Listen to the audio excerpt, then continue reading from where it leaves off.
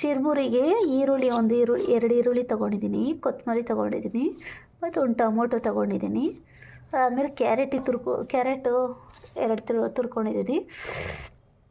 ಆಮೇಲೆ ಒಂದು ಸಾಂಬಾರು ಪುಡಿ ಮತ್ತು ಉಪ್ಪು ಎಷ್ಟು ಬೇಕು ಅಷ್ಟನ್ನು ಹಾಕ್ಕೊಂಡು ಕಲಿಸ್ಕೋಬೇಕು.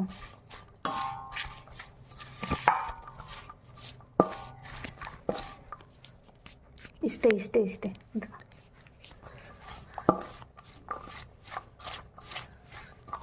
ಕೆಳಗೆಲ್ಲ ತೋರಿಸ್ಬಿಡಪ್ಪ.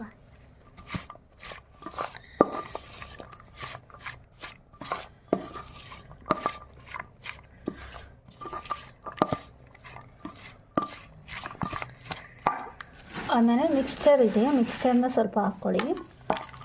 ಮಿಕ್ಸ್ಚರ್ ಎಷ್ಟು ಬೇಕಷ್ಟು, ಒಬ್ಬೊಬ್ರಿಗೆ ಜಾಸ್ತಿ ಬೇಕಾಗುತ್ತೆ, ಒಬ್ಬೊಬ್ರಿಗೆ ಕಮ್ಮಿ. ಸೊ ನಾನು ಸ್ವಲ್ಪ ಹಾಕ್ಕೊಂಡಿದ್ದೀನಿ.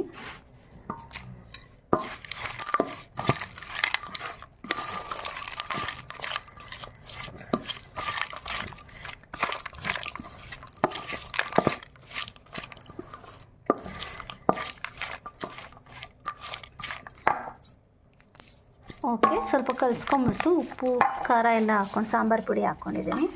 ಸೊ ಇವಾಗ ಕಡಲೆಪುರಿ ಹಾಕ್ಕೋಬೇಕು. ಎಷ್ಟು ಜನಕ್ಕೆ ಬೇಕು ಅಷ್ಟನ್ನು ಒಂದು ಬೌಲ್ ಹಾಕ್ಕೊಂಡೆ ನಾನು.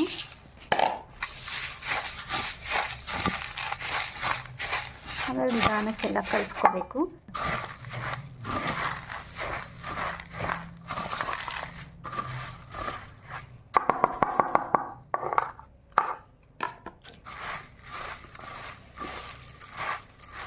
ಮೆಣಸಿನ್ಕಾಯಿ ಬೇಕಾದರೆ ಹಾಕ್ಕೋಬೋದು. ಸೊ ನಾನು ಮೆಣಸಿನ್ಕಾಯಿ ಏನು ಹಾಕ್ಕೊಂಡಿಲ್ಲ.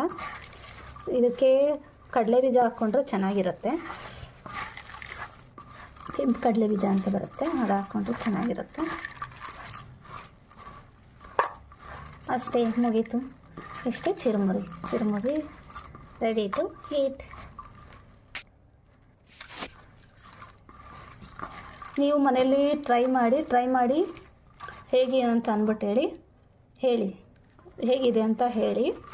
ಟೇಸ್ಟು ಚೆನ್ನಾಗಿರುತ್ತೆ, ಮಕ್ಳಿಗೆ ತುಂಬ ಇಷ್ಟ ಆಗುತ್ತೆ. ಚಿರುಮುರಿ ಅಂದರೆ ಮಕ್ಕಳು ಇಷ್ಟಪಡ್ತಾರೆ.